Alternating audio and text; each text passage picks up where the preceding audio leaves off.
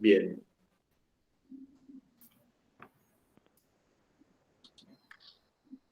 Bueno, estamos como para comenzar entonces.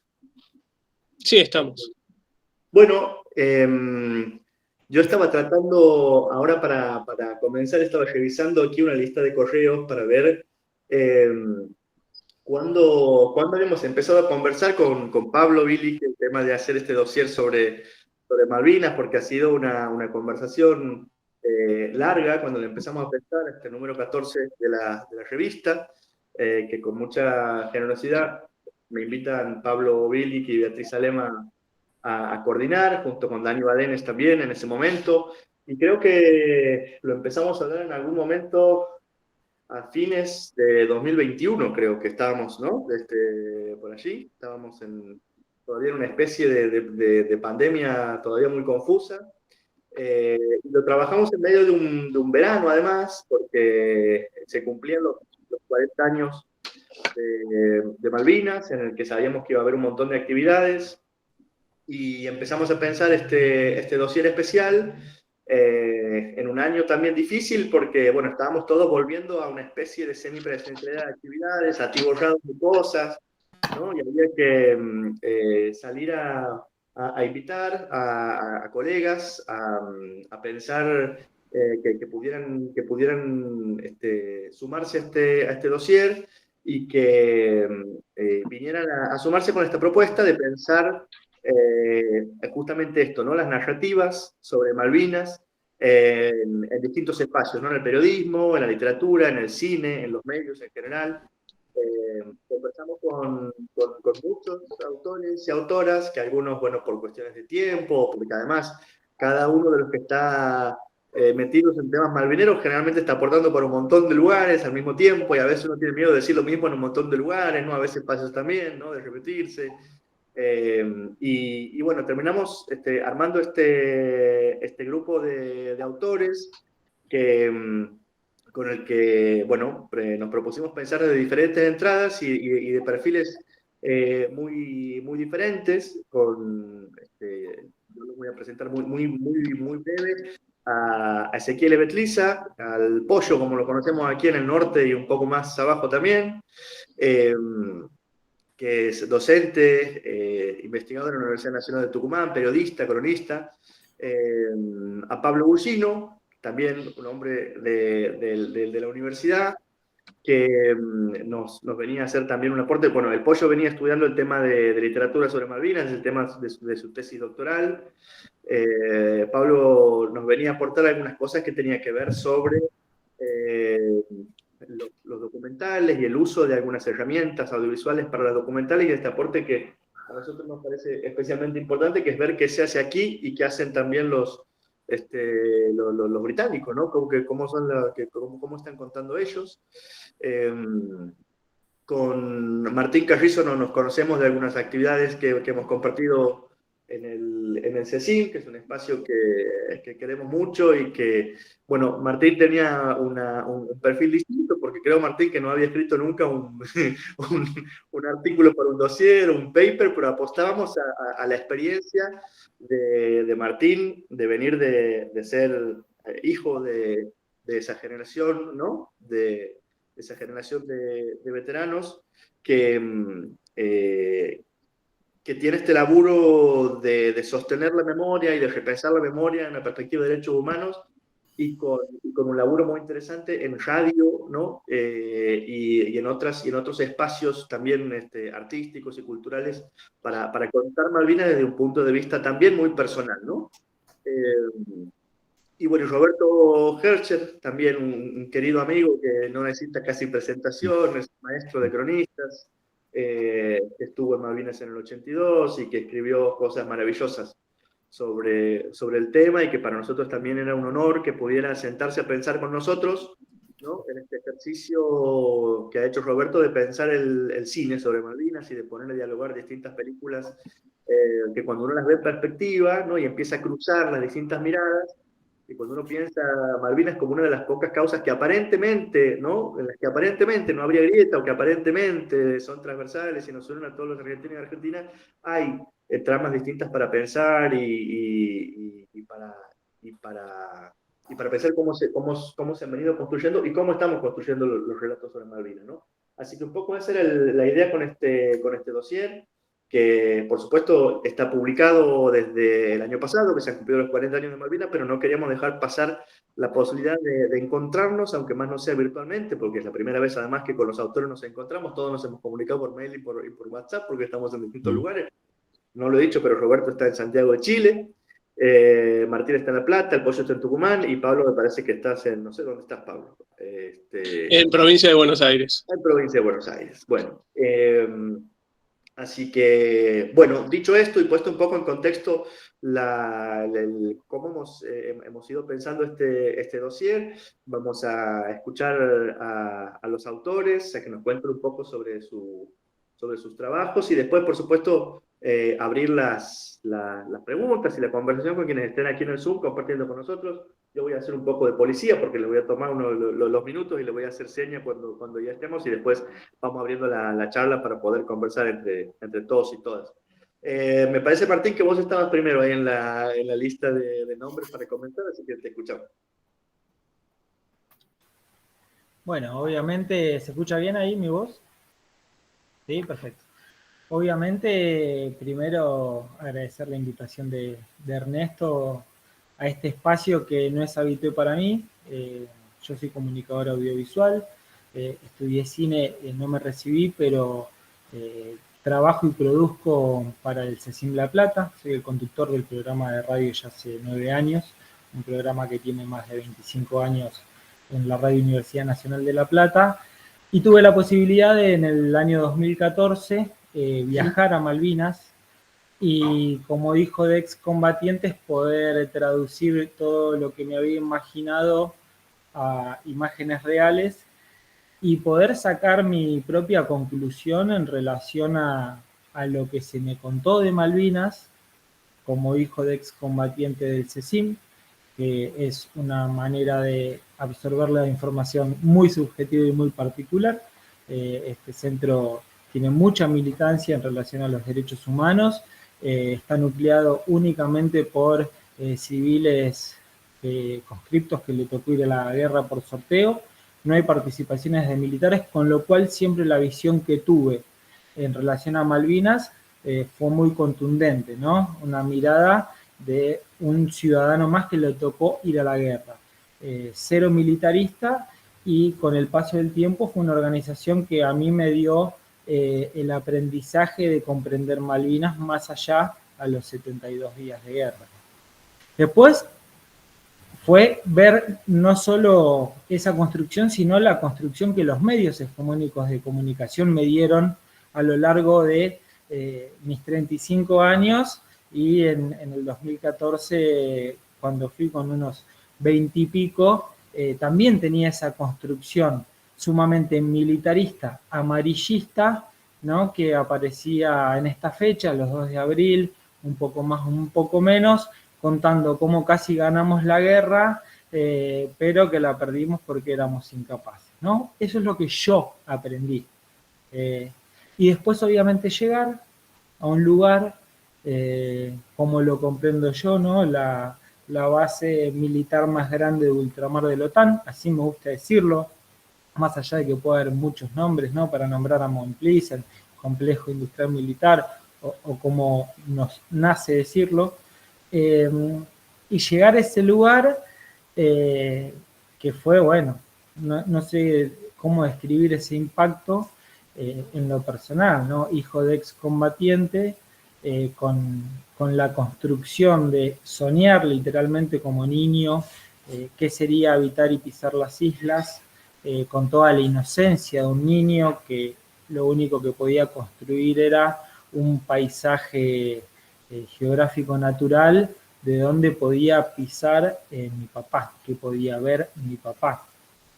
Ahora bien, llegar y salir de acá, como lo digo, ¿no? en mi relato, de un aeropuerto civil y comercial, y aterrizar ahí, es algo que cuesta mucho entender y procesar. Al día de hoy no creo poder procesar la complejidad de ese espacio, porque, entre otras cosas, uno está muy poco tiempo, lo hace de manera visual y muy periférica por afuera, ¿no? Te sacan por la puertita al lado a que rápidamente salgas de esa base,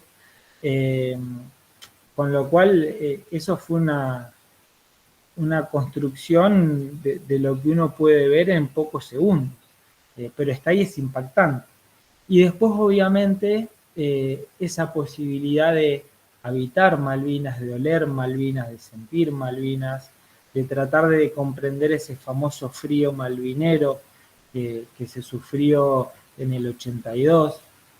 Y bueno, la verdad que fue una experiencia sumamente enriquecedora. Nosotros cuando vamos como comité del CECIM, no solo vamos a conocer, sino vamos a rendir homenaje a los compañeros del CECIM, a tratar de generar algún acto de soberanía sin generar un conflicto diplomático, ¿no? Porque es muy fácil ser cabrón, es muy fácil ser valiente de manera individual, pero también ser consciente de qué implicaría hacer alguna de esas cuestiones, ¿no? Así que en ese sentido para nosotros era muy importante poder llegar a Malvinas, generar en Malvinas. Una de las cosas que hicimos obviamente fue documentar. Como documentalista tratamos de filmar todo lo que pudimos, pero también de hacer distintas cosas.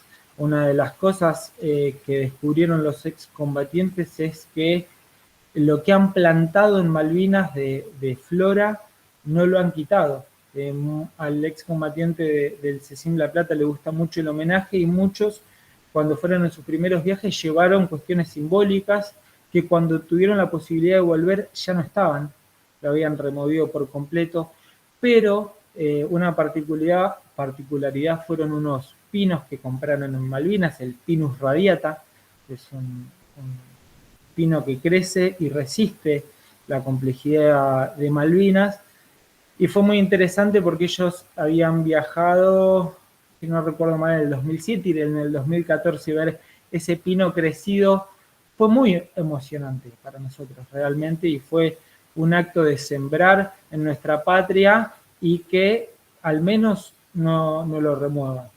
Y otra de las cosas que también fue muy simbólico como acto soberano era la posibilidad de darnos un chapuzón en el agua con lo frío que es meterse en esas aguas, más sin experiencia, más sin la capacidad de entender cómo es el proceso de meterte con un cuerpo caliente a una agua helada y con el riesgo, ¿no?, de estar en Malvinas.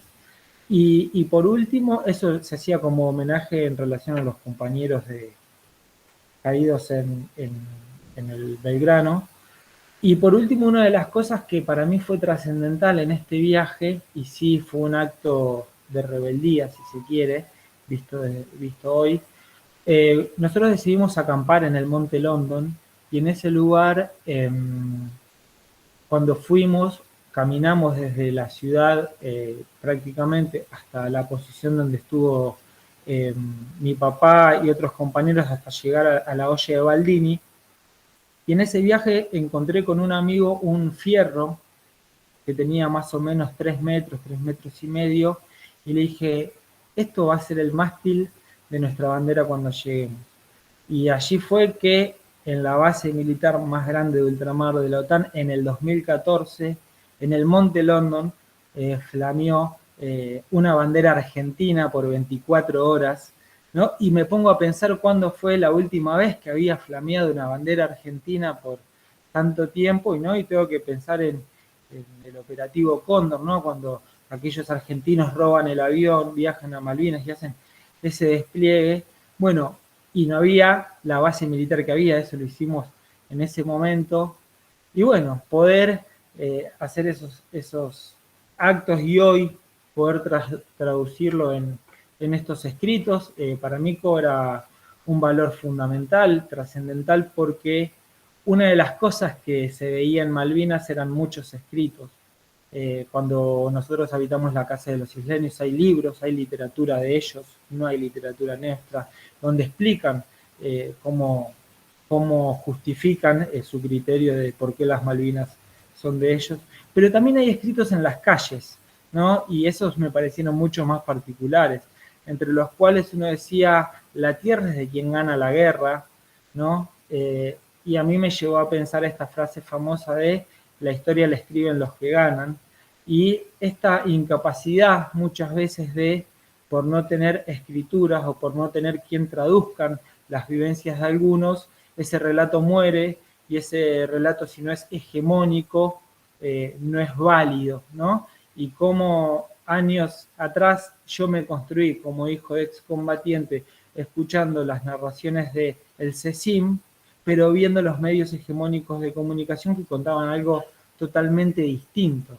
Bueno, hoy este dossier, esta posibilidad de formar parte junto a gente que tiene experiencia real, y agradezco a Ernesto también este ida y vuelta de las cosas que yo le daba y él con sus ayudas de narración para hacerlo un poco más estético, me dio la posibilidad de participar acá y que esto también forme parte de un documento que cobre un valor histórico, ¿no? Obviamente en el tiempo, porque al menos yo soy hijo de alguien que vivió, y hay que ver en 200 años cómo se piensa Malvinas y cómo se recuerda Malvinas y qué testimonios en definitiva quedan de Malvinas, ¿no? Porque fácilmente vamos a encontrar en YouTube todo lo que nos puede ofrecer los medios hegemónicos de comunicación, pero los que escribimos poco o nada, los que nos ayudan pero tienen menos llegada, también están y tenemos que hacer que quede. Y quería acotar una última cosita.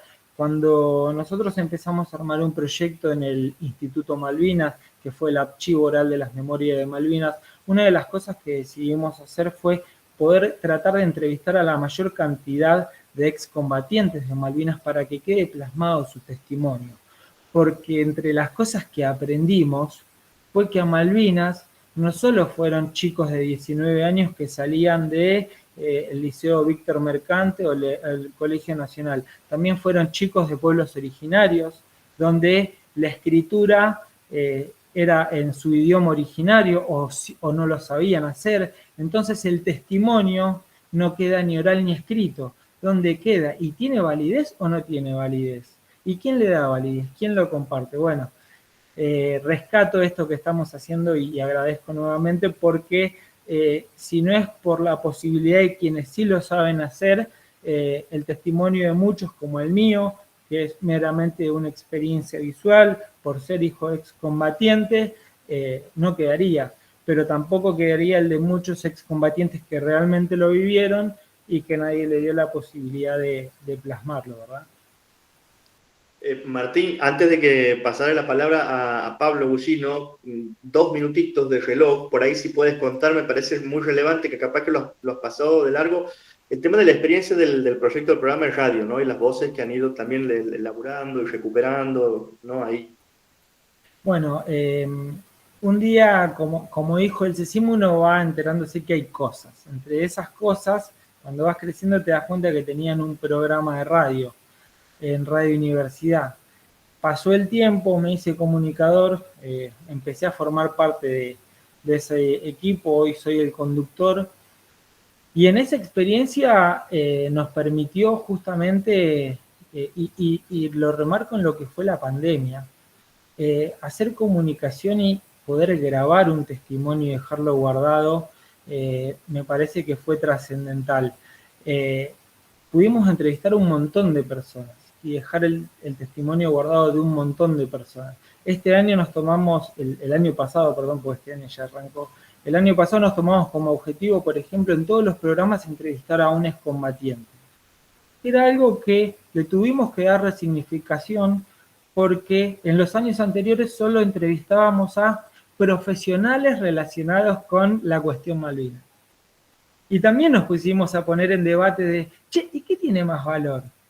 El profesional que nos cuenta hoy en perspectiva, el excombatiente que nos cuenta la experiencia. Bueno, obviamente todo es importante, nada tiene más valor porque no es cuantificable, pero sí darnos la posibilidad de invitar en un programa de radio a todo un espectro para pensar, no solo en 72 días de guerra, ¿no? Sino en estos casi 200 años que van a terminar siendo de usurpación británica. Pudimos entrevistar a excombatientes, pero también pudimos entrevistar a por ejemplo, periodistas que se dedican al periodismo internacional como Sebastián Salgado, cuando estuvo en Crimea. Pudimos entrevistar a, por ejemplo,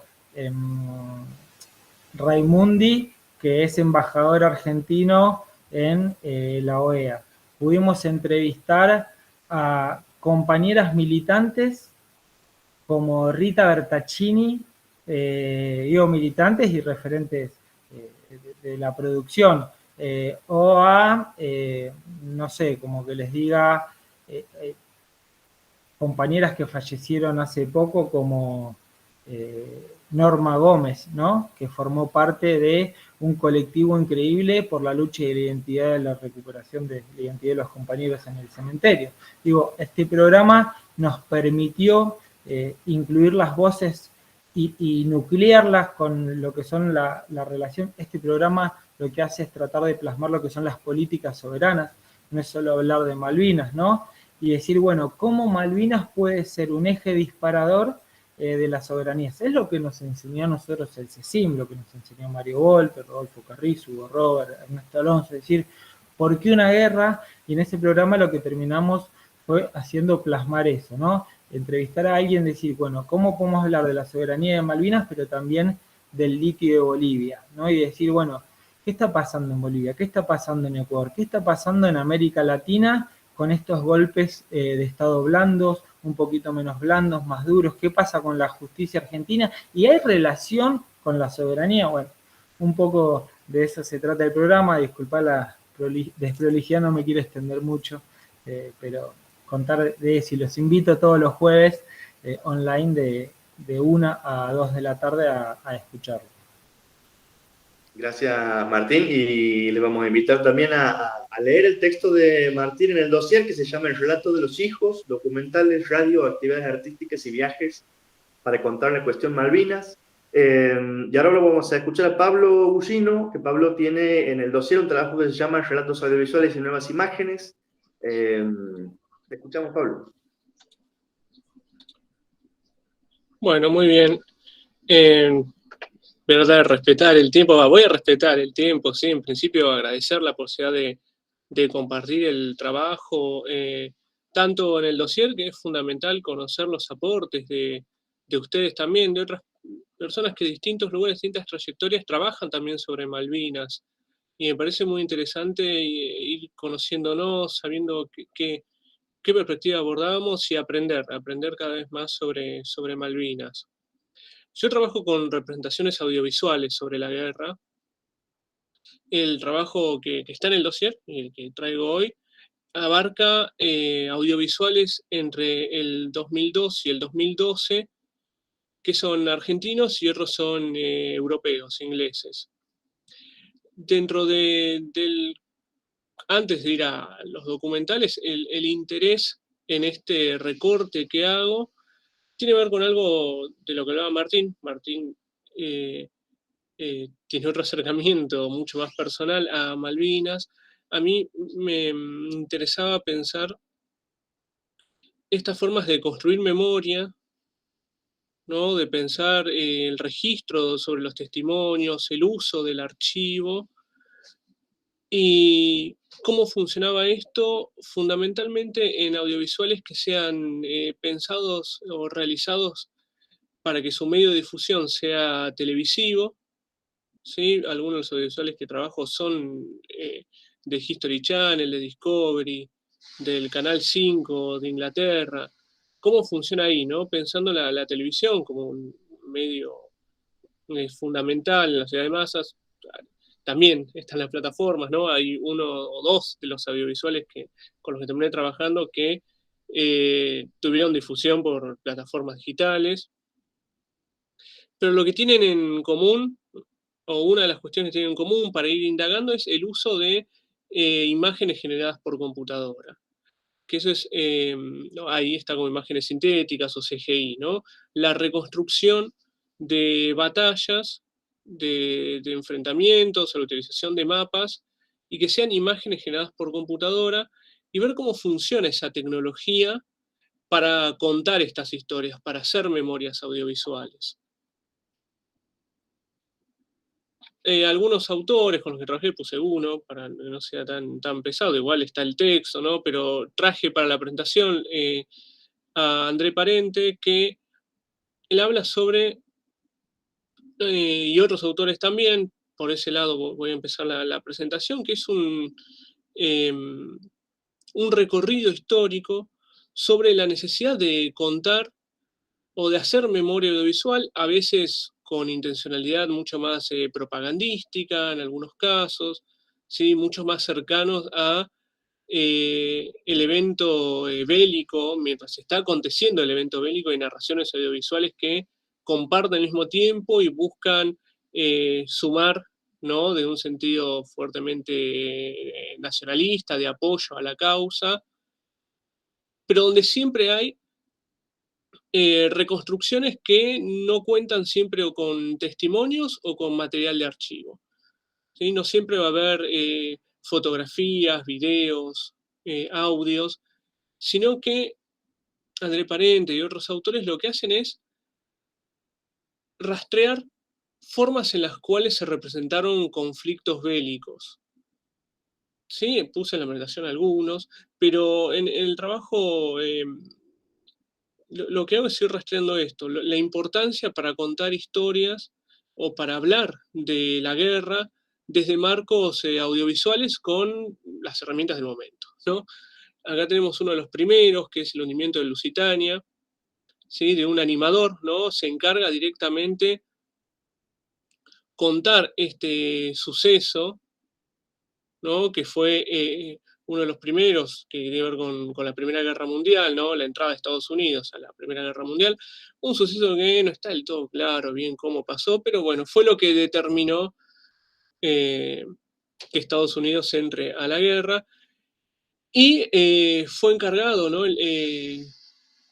Cómo registrar el suceso, además de las crónicas de los diarios, ¿no? De los testimonios de ese momento de los sobrevivientes, o especialistas, ¿sí? En la situación geopolítica, se buscaba contar desde un lugar que puedan transmitir sensaciones, ¿no? Fuertemente pensar en las sensaciones del ataque, cómo mostrar al enemigo, y se utiliza acá la animación, ¿sí? O sea, dibujos animados, ¿no? No imágenes generadas por computadora.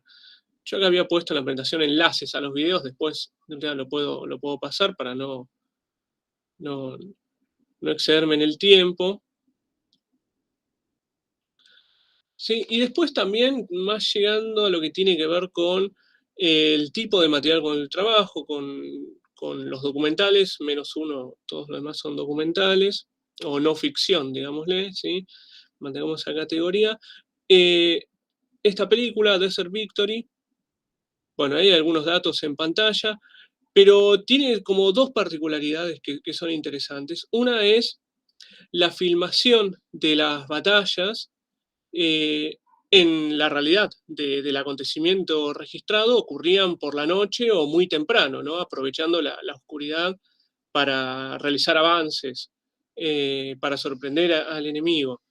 En el audiovisual se registran muchas de estas batallas durante el día, o sea, son falsas, son recreaciones que en el documental son presentadas como reales, ¿no? El avance de los ingleses sobre, ¿no? Pero en lugar de mostrar el acontecimiento real, que era más temprano o muy tarde, o donde el camarógrafo no podía estar, imagínense el camarógrafo adelante en la primera línea, registrando el avance, ¿no? Estando incluso el camarógrafo por delante de los primeros tanques ingleses, ¿no? Eso era muy difícil, tirando imposible. Entonces, trabaja con reconstrucciones que son presentadas, ¿no? En el documental, sin decir que son dramatizaciones, pero forma parte del criterio de verosimilitud de la época.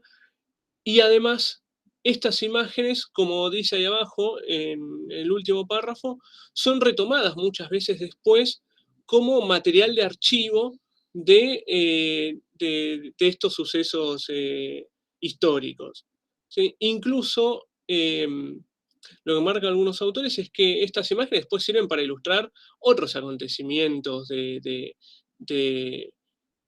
de 1943 o de la Segunda Guerra Mundial, o sea, aparece en otros momentos, también que no son estrictamente de estas batallas. Bueno, acá está el afiche. Sí, y esto para ir acercándonos a nuestro tema, sobre el uso del archivo y sobre cómo esos fragmentos visuales de Berserk Victory se convierten en material canónico de la Segunda Guerra Mundial. Dentro de lo que son audiovisuales sobre Malvinas, hay algunos ítems, ¿no? Sucesos que van aconteciendo desde el 2 de abril, a veces de un poco antes, en lo que hace a las formas en las cuales generalmente en las representaciones cinematográficas y también televisivas en momentos de, eh, de efemérides, ¿no? Del 2 de abril, cómo se cuenta Malvinas generalmente, tiene algunos puntos en común que tienen que ver con esta imagen que había pasado, ¿no? El tema de el contexto político de la Argentina, la dictadura militar, las protestas que habían acontecido en Plaza de Mayo antes del 2 de abril, el mismo 2 de abril, ¿no? La plaza fue de todos, los soldados, el frío, el hambre, ¿no? El hundimiento del crucero General Belgrano. Son como algunos momentos que están dentro del relato más oficial, digamos, a nivel audiovisual, de los medios, tanto televisivos, que es lo que yo trabajo, ¿no? En canales de televisión, en TN, C5N, y también haciendo una arqueología audiovisual en documentales de Página 12, como el de Román Lexman, y algunos otros de Telefe, de Canal 13, donde siempre está Malvinas vinculado a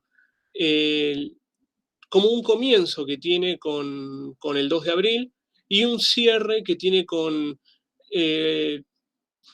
14 de junio, pero también a veces un poco más, ¿no? Con la llegada de la democracia, ¿no? Sería como el principio y la clausura del tema.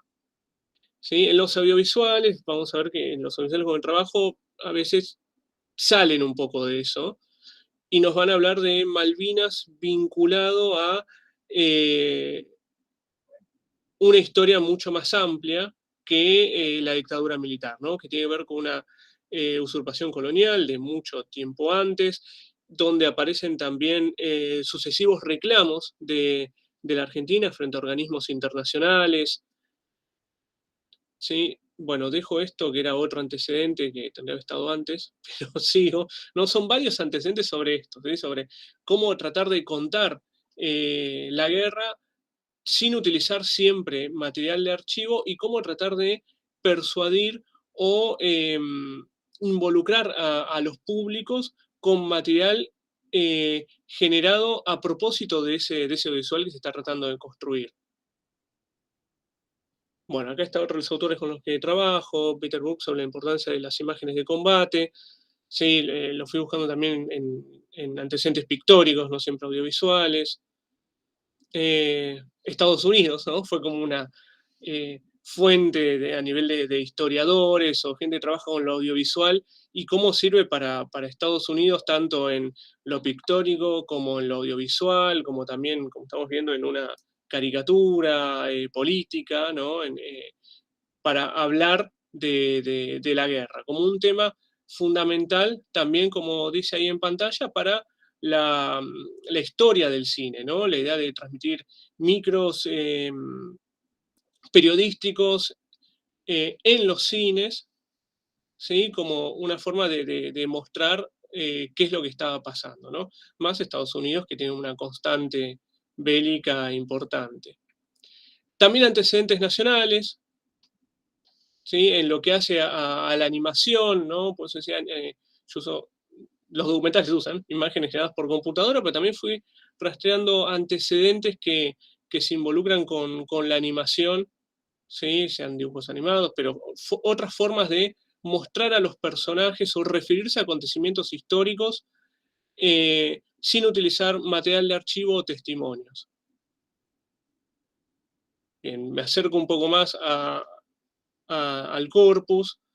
¿sí? Ahí hay varios autores, en pantalla aparece lo de Bill Nichols, pero también Harun Farokhi con tanto sus escritos, pero también las intervenciones artísticas del autor sobre cómo se utilizan las imágenes generadas por computadora dentro de lo que es la industria militar de Estados Unidos para contar o para tratar de, tanto en capacitación de sus soldados, como también para tratar de superar momentos traumáticos.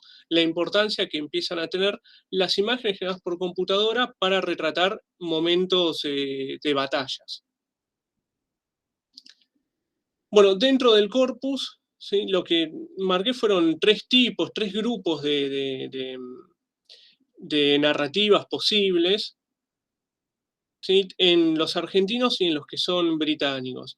En principio aparecen estos dos, no encontré otros, encontré estos dos, que son documentales contrafácticos que plantean, está más claro con el nombre del primero, ¿no? Malvinas, la historia que pudo ser, que es un documental del 2007, que es argentino, en realidad es una coproducción con Inglaterra, pero lo dejamos más del lado argentino por el director, porque quien impulsó fuertemente la difusión del documental fue la productora Cuatro Cabezas, tuvo como mucho más aporte, digamos, argentinos de ese lugar. En el documental está equilibrado la presencia tanto de veteranos ingleses como veteranos argentinos. El documental plantea eso, tiene como bueno, lo dejo acá, tiene 4 o 5, no me acuerdo bien, decisiones clave, que son momentos que para el documental identifica que de haber tomado decisiones diferentes a las que ocurrieron en la realidad, podrían haber cambiado el curso de la guerra. Uno, por ejemplo, es la fecha del desembarco. ¿Sí? Si se desembarcaba en lugar de en abril, haberlo hecho en septiembre, octubre, noviembre, ¿no? Una época donde el frío no sea la característica fundamental del clima austral, podría haber cambiado los destinos de la guerra, ¿no? Entre ellos también lo que estaba pasando con la flota, los movimientos que se hacían en la flota británica, el material que iba a pasar a disponibilidad supuestamente, ¿sí? El documental se hace cargo de eso, incluso también en su momento, ¿no? El documental planteó un videojuego que estaba en la página de Discovery Channel, que también jugaba con esto, ¿no? Uno podía asumir el lugar de un comandante británico o del comandante argentino y iba tomando decisiones según lo que realmente había acontecido o las decisiones alternativas que planteaba el documental, y ahí veía quién ganaba la guerra, ¿no? Juega desde ese lado, desde lo contrafáctico, desarrolla argumentos, pero también propone, y varios de los testimoniantes proponen esta idea de qué habría pasado si no pasaba lo que realmente pasó, ¿no? Que de eso se trata este tipo de aportes historiográficos, ¿sí? Y por el otro lado, en inglés no me va a salir bien, pero es The Great Falklands Gamble revelado, ¿no? Que lo que hace esta película es plantear una historia de Malvinas que no se contó, ¿sí? Desde este lugar, lo que hacen, acá no aparecen argentinos, preponderantemente, en un 90% son militares de altos rangos ingleses, y los argentinos que aparecen es en material de archivo, donde plantean las dificultades que hubo en el territorio para reconquistar, en términos de ellos, ¿no? el archipiélago, y también plantean que en ese momento, en 2012, lo que era el gobierno argentino en ese momento, y plantean ciertos miedos sobre la posibilidad de que Argentina vuelva a recuperar las Malvinas, ¿no? Esa parte está en el cierre, pero también plantea una forma similar a Malvinas, la historia que pudo ser, esta idea de estuvimos muy cerca de perder si pasaba tal esto, o hay varias críticas, algunas batallas en particular de la guerra, como lo de Bluff Cove y otros momentos como Darwin, ¿no? Que es planteado como algo innecesario. En fin, va de ese lugar de que la guerra resultó de una manera, pero podría haber tranquilamente resultado de otra, y que además Argentina podría estar en condiciones de volver a intentar un avance militar sobre el archipiélago. Las imágenes dadas por computadora, en este caso, que es parte de lo que se trabaja, además de los argumentos y qué historia se cuenta y los testimonios que aparecen, muestran, ¿no? Tenemos bastante de representaciones de ataques aéreos. ¿Sí? Más que nada, la Fuerza Aérea Argentina y Británica son los que aparecen en pantalla. ¿Sí? Hay como una preponderancia de esto, de los aviones. Bueno, eso lo dejo para no hacerlo más largo. Sigo acá. Otro grupo de documentales mucho más amplio son los que tienen base, ¿sí? Como pongo ahí, en lo que cuentan los veteranos. Y estos, ahí tenemos 4, ¿no? Hay 3 ingleses y uno argentino. El argentino formó parte de History Channel. Los otros 3, unos son de History Channel, otros son de Canal 5, uno es de Nat Geo. Sí, pero todos fueron pensados, como podemos ver, en argentinos no, pero los otros no puse Helicopter Wars, pero también forma parte del 2012. En Second for Disasters, los 3, Line of Fires, el caso de los 3 ingleses es un episodio dentro de una serie de uno de esos canales, de Nat Geo o de History Channel, donde ese episodio cuenta un suceso de la guerra de Malvinas. Sí, por eso tenemos Gusselin, o la de los helicópteros, que era sobre una acción fallida, porque termina cayendo el helicóptero, no hay muertos, pero termina cayendo. Son sobre momentos en particular. Sí, en algunos casos se utilizan para mostrar o reforzar lo que está diciendo el testimoniante, el veterano, y mostrar los avances o retrocesos sobre un mapa. Sí, a veces hay animaciones de casas, de explosiones. Y acá tenemos cómo funciona integrada las dos cosas, ¿no? Permite también el tema de la reconstrucción. ¿Sí? Estos documentales ya no solamente es el tema del testimonio de la persona testimoniante frente a cámara, sino que se permite adoptar también el uso de reconstrucciones de actores. ¿Sí? Por momentos tenemos a quien da su testimonio frente a cámara, y al instante, con voz en off, aparece el actor interpretándolo, ¿no? Y este Second for Disasters, que es el hundimiento del Coventry, tenemos eso, ¿no? Lo que dicen los argentinos, Pablo Carballo, fundamentalmente del lado argentino, y, bueno, no me acuerdo el nombre del veterano inglés, contando esos momentos de los dos lados antes del hundimiento del Coventry. Acá puse el afiche de 1982, La guerra desde el aire, y me parece interesante esa invitación, ¿no? La historia como nunca la viste, ¿no? Desde ese lugar es que el CGI, las imágenes generadas por computadora, se ubican en este grupo de películas. Vamos a mostrar de lo que no hay imágenes, de lo que no hay registro en video. ¿Sí? Está el relato y en pantalla aparece o reconstrucción de soldados, o varias veces esto, ¿no? La CGI, es lo que más aparece en pantalla. ¿Sí? Forma parte de los momentos dinámicos del audiovisual. Pablo, perdón, para que te organices, Sí. Ya vas 20 minutos, ¿no? Listo, Sí, voy yendo para el final, ¿sí? Voy yendo para el cierre. Para ir cerrando rápido, yo sabía que iba a pasar, para ir cerrando rápido, un último grupo está centrado en lo que hablan los veteranos. El anterior también tiene fuerza en los veteranos, pero acá, más que los momentos de batallas, es una visión más introspectiva, ¿sí? sobre los veteranos, sobre sus sensaciones en combate.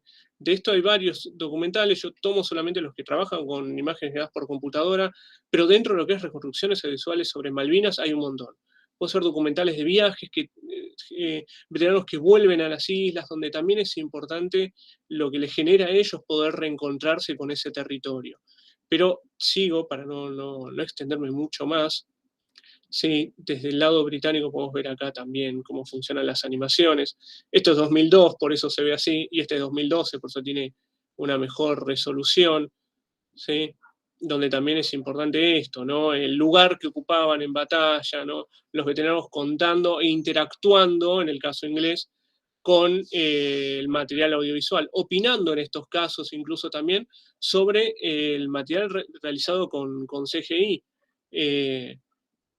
Hay momentos, no en estos dos que están en pantalla, pero en uno británico, el que es los veteranos opinan sobre cómo se ven los aviones, ¿sí? Hay como una cuestión es mucho más importante en estos documentales el lugar del veterano de guerra. Bueno, rápido, si lo voy cerrando, ¿sí? El testimonio sigue siendo importante fundamentalmente en los que son argentinos, ¿sí? Las CGI tienen tres tipos de funciones que les mostraba ahí en las placas anteriores. Bueno, bajo para acá. Sí, vamos a cerrar acá. Sí, el material expuesto tiene como material de memoria para pensar la guerra. Sí, tiene diferentes caminos, algunos están basados en los padecimientos de los soldados, pero también hay una idea de revitalizar o de pensar el testimonio en función de lo que se hizo y una idea mucho más profesional, digamos, de la defensa de la soberanía, según se entendía de los dos lados. Bueno, lo cierro acá si no lo hago mucho más largo. Muchas gracias y perdón por extenderme. Gracias, Pablo. Está buenísimo. Después me quedaba pensando que bueno hubiera sido incluir esas imágenes en el dossier, para que se lea todavía mejor el texto, pero bueno, será para otra lectura y otros espacios también, seguramente. Y bueno, ahora seguramente abrimos la charla y alguna pregunta, cosa que quede pendiente, lo retomamos. Bueno, si hemos logrado reunirnos esta tarde aquí, una de las razones, o quizás la principal razón, es porque es Roberto Hercher quien ha tenido la idea de que hagamos esto de encontrarnos, ¿no? Y de decir, bueno, hagámosla, no nos quedemos solo con el texto que está dando vueltas, sino que nos sirva para encontrarnos, para conversar y compartir con más personas lo que estamos trabajando. Así que bueno, Roberto, gracias especialmente por eso y bueno, por haber estado a esta hora, que creo que además está saliendo de clase, está ahí sobre el pucho. Tiene que desbloquear el micro. Porque digamos, para escucharlos a ustedes puse... A ver, ¿está bien el volumen? ¿Me escuchan bien? Sí, fue en Bariloche donde me propusiste entrar en esto. Te lo agradezco muchísimo y después hablamos, sí, de esto, de charlar entre nosotros, que para, digamos, también cuando alguien está fuera, es realmente importante estar en diálogo con ustedes. Para mí, digamos, voy a tratar de ser breve, pero también para seguirlos escuchando, porque uno ya cuando pasa el tiempo, yo soy el más viejo acá. Martín, yo tengo la edad de tu viejo.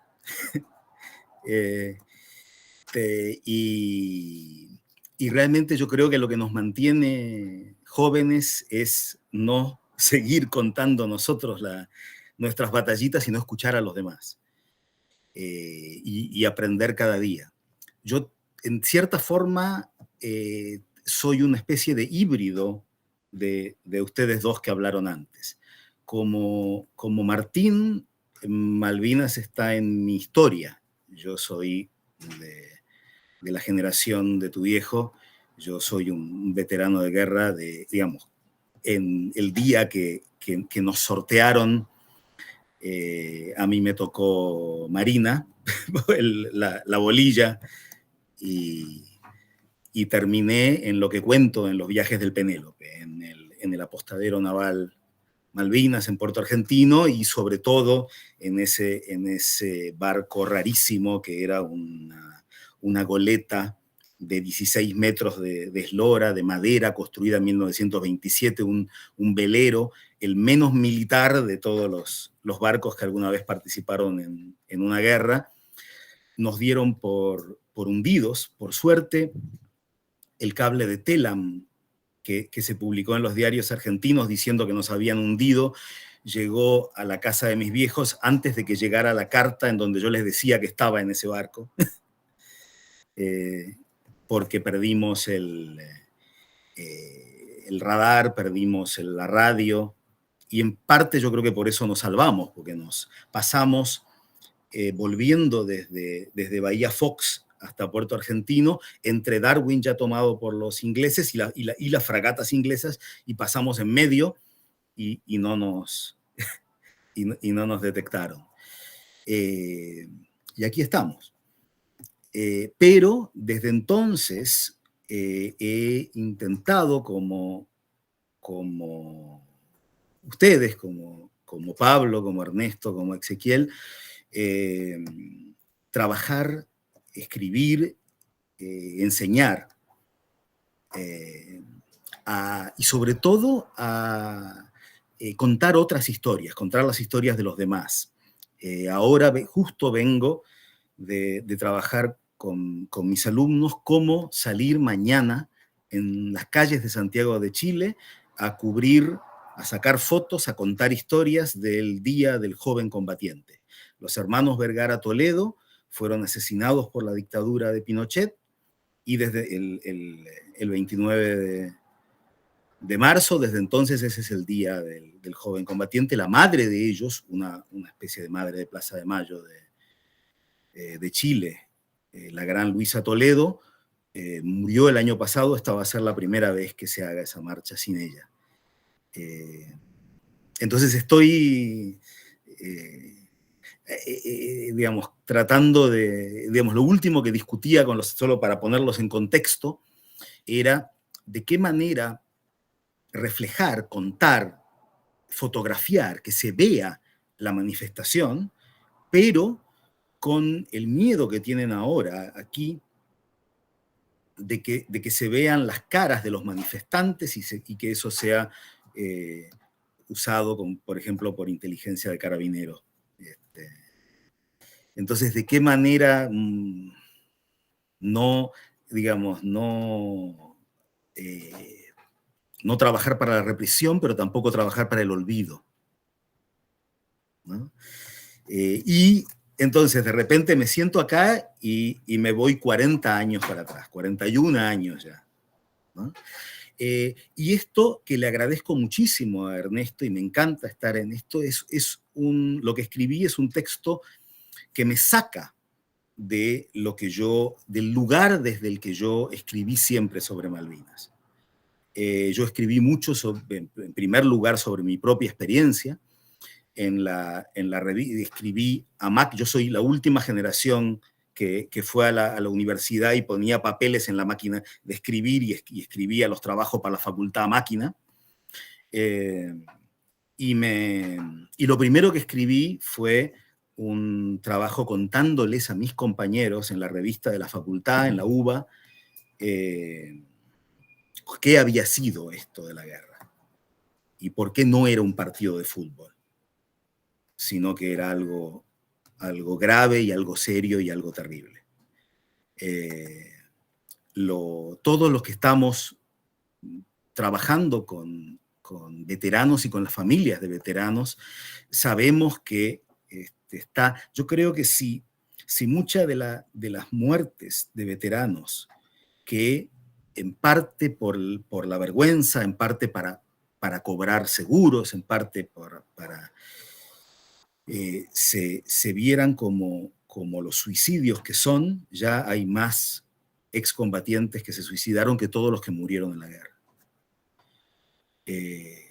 Es un caso terrible, y lo que yo encontré en esto, que no es mi historia, sino que es una mirada al campo que ustedes investigan.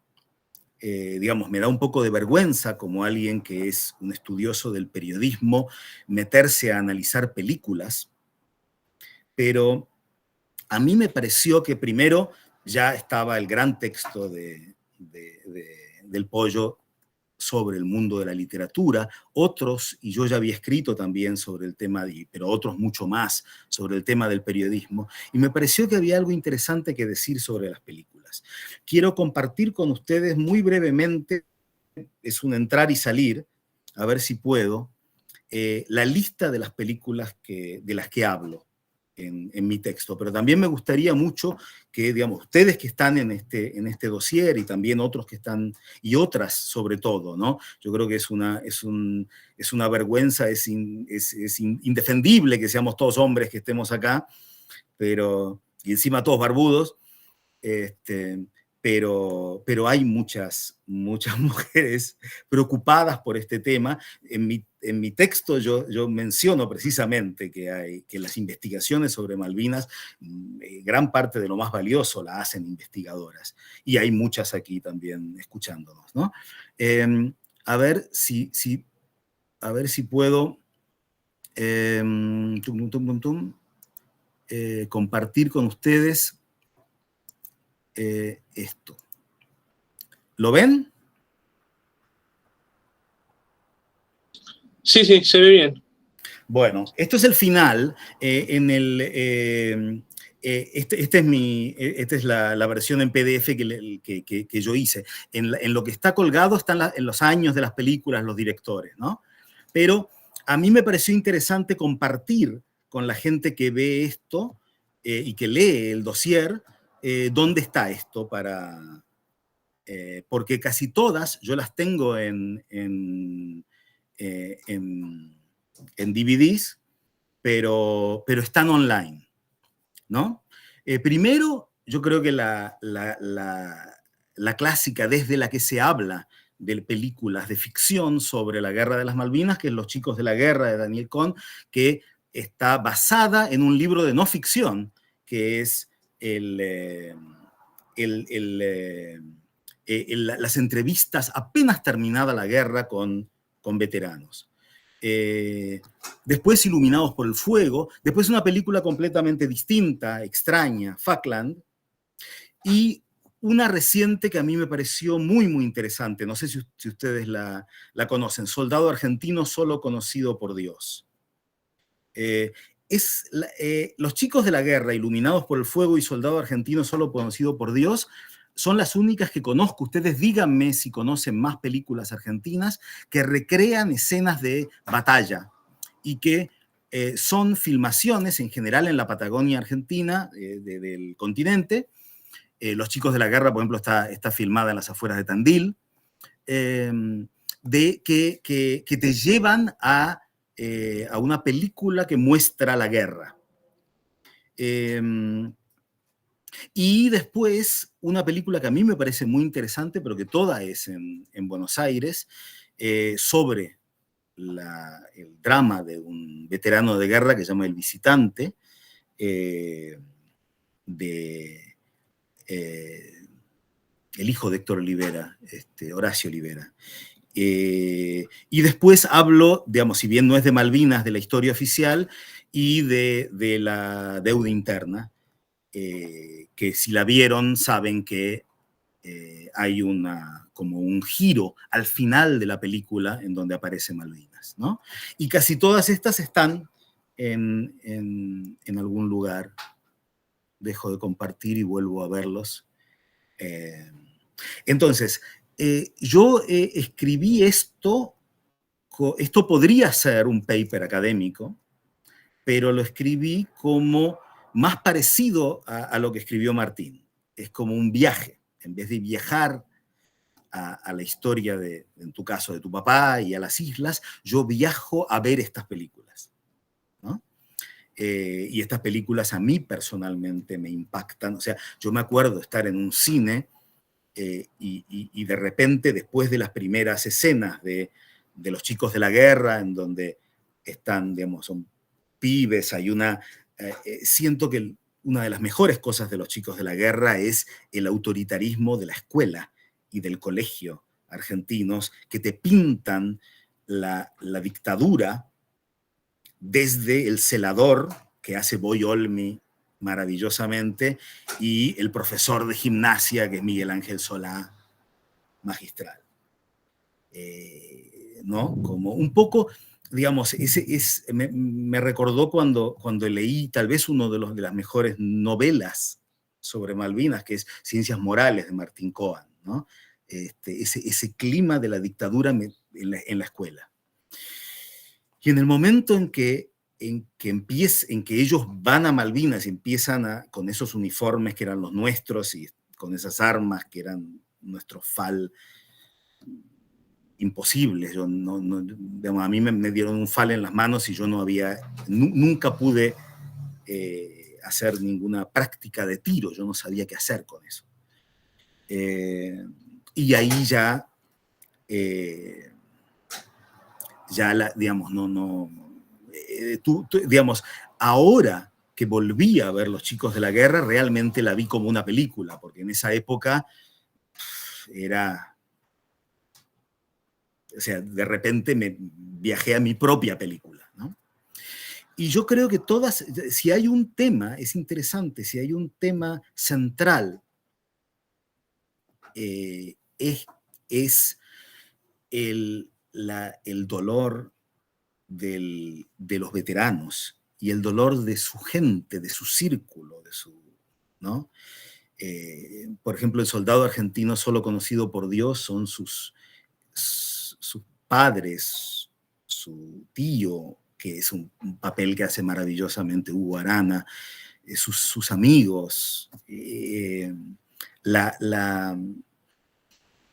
realidad, estas películas son películas de la posguerra, ¿no? Yo creo que si hay un tema en el cine de Malvinas y no entra acá, para mí, yo disfruté muchísimo el texto de Ezequiel y quiero ahora que nos lo cuente, pero la parodia, la farsa, la burla, digamos, no hay, digamos, grandes novelas como Los Pichiciegos o Las Islas, no son comedias, pero tienen un tema de parodia feroz que no está en las películas. Yo no sé si también, díganme ustedes, pero yo no he visto películas que no sean estrictamente realistas, como estas que les mostré, que les mencioné. Y yo siento que como que todavía no son distintos caminos los que permite la literatura y los que permite el cine, ¿no? Yo creo que sería... sí, no sé por qué a nadie se le ocurrió filmar Los Pichiciegos, pero tal vez sería demasiado doloroso, ¿no? Yo siento que el tema, digamos, no podía ver más, digamos, yo para hacer este capítulo en el dossier, me vi de vuelta el año pasado todas estas películas, pero no podía ver más de una por día porque terminaba agotado. Y, digamos, lo que intento, el camino que hago en el capítulo, es justamente no el de un paper académico, sino el de un ensayo y una especie de juego, ¿no? Una de las cosas que yo quiero decir y en la que creo fervientemente, y en eso me parece interesante la defensa que hace Martín de su adscripción al credo del CECIM, separado de los militares y de la glorificación de la dictadura, que es parte de algunos que empiezan defendiendo Malvinas y después ves que están, digamos, ¿para qué usó su carácter de héroes de Malvinas, Rico, Zein el-Din y compañía? El tema de Malvinas como no olvidarnos que también Malvinas es un crimen más de la dictadura. Y que yo siento que en parte nosotros también somos víctimas, sin que nos quite nuestra dignidad. Y entonces a mí me pareció interesante jugar con, digamos, es casi una pregunta como de prueba de conocimiento cinematográfico, a que no saben quién es el actor, el único actor que aparece en Los Chicos de la Guerra y en Iluminados por el Fuego. Es Juan Leirado. Y en realidad los dos Juan Leirado, el teniente de la represión en Los Chicos de la Guerra y el coronel nacionalista de Iluminados por el Fuego, tal vez es, digamos, yo juego a que es el mismo tipo. Y después el tema de escuchar al otro. Más allá de todo lo que podamos pensar del tema de la soberanía, a mí me pareció interesante el personaje de Tony Smith. Y yo en lo que escribí para Puentes de la Memoria, para los 25 años de la guerra, digamos, yo empiezo con esta cosa extraña en que Tony Smith es el único no actor, pero que aparece en Falkland, en Iluminados por el Fuego y en La forma exacta de las islas, siempre como el guía que contratan para que los lleve al campo de batalla, y todas sus historias sobre llevar, a partir de documentales y de programas, es el que lleva a los veteranos ingleses a ver su pasado, sus fantasmas, y a los veteranos argentinos a ver nuestros fantasmas, ¿no? Y todo esto de que en realidad no vamos a enterrar a los fantasmas, sino que vamos a desenterrarlos. Y al final, algo que me parecía que era interesante, si bien tuve que, digamos, un poco con camisa de fuerza meter a una película que no es sobre Malvinas, que es la historia oficial, pero que tiene que ver con la mirada de la decencia, la mirada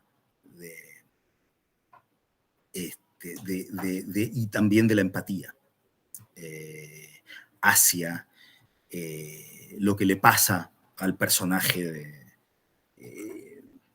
terrible de Norma Leandro, que descubre que su hija fue robada a desaparecidos, y al personaje de su sobrino que no puede salir de las pesadillas que tenemos todos cuando estamos dormidos y cuando estamos despiertos, los que estuvimos en Malvinas, ¿no? Entonces, un poco en ese camino, tal vez, esto no lo digo en el artículo, pero para terminar lo digo ahora, yo creo que a diferencia de la mayoría de estas cosas fascinantes que voy a ponerme ahora a mirar en lo que presentó Pablo, no sé si, Pablo, leíste la novela de Carlos Gamerro, Las Islas. Ahí, en el año 92, él imagina un videojuego en donde los argentinos ganamos la guerra de Malvinas. Sí, es muy interesante. Sí. Yo no quise tonar sobre el videojuego porque no trabajo eso, pero es eso. Se puede hacer eso con el videojuego. Sí. Pero después lo charlamos y no te robo. Pero yo creo que digamos, todos, obviamente todo contribuye, ¿no? Pero yo tengo la impresión de que los veteranos que hablan en todos los productos, en todas las cosas que mencionaste vos, reconstruyen el pasado. En cambio, yo creo que si hay un tema en tan diferentes películas hechas en Argentina sobre Malvinas, es el dolor del presente. ¿Qué hace y qué puede hacer la sociedad argentina con nosotros, ¿no? con los excombatientes? Yo tengo la suerte de haber vuelto más o menos igual de loco que yo creo que hubiera sido si no hubiera ido a Malvinas. Yo creo que tu viejo Martín es también un gran ejemplo de alguien que trabajando para adelante, en cierta forma, puede curar las heridas de no quedarse atrás. Pero hay muchos que no pueden no quedarse atrás. Y es terrible, y realmente ha sido terrible para nosotros el hecho de que cuando terminó la guerra y terminó la dictadura, en el intento de olvidar el apoyo el apoyo a la guerra, el apoyo al Mundial 78, el apoyo a la dictadura, nos olvidaron a nosotros. Y en cierta forma yo creo que si hay algo en estas películas tiene que ver con esto, que son en ese sentido mucho menos osadas o creativas que los libros, que las novelas, que los cuentos que trata el Pollo, ¿no? Digamos, la literatura es muy interesante, ¿no? Mirar las películas que vi yo en mi capítulo y ver los libros que ves vos, ¿no? Porque en ese sentido, estas películas son como muy, muy clásicas, muy realistas y muy intentando hacer sentido al dolor. Yo, digamos, no sé si tenía que hacerlo o no, pero este fin de semana vi la película que nos ganó el Oscar, Sin Novedad en el Frente, y también, digamos, siento que esas películas, una película alemana, otra del Oscar de hace unos años, 1917, la película inglesa sobre la Primera Guerra Mundial, son películas en ese sentido, digamos, clásicas, realistas de denuncia del horror de la guerra y de cómo la guerra no termina nunca para nosotros. ¿No? Y eso, ¿no? Yo siento que en ese sentido también se ha dicho mucho, y esto, digamos, lo que trabajás vos, Pablo, lo muestra. La guerra de Malvinas fue una guerra rarísima, como la Primera Guerra Mundial, una guerra de trincheras, una guerra fuera de la Guerra Fría entre el campo comunista y el campo capitalista, como tal vez la última guerra de la primera mitad del siglo XX o la primera guerra de un nuevo tipo de guerra del siglo XXI, post conflicto entre Oriente y Occidente.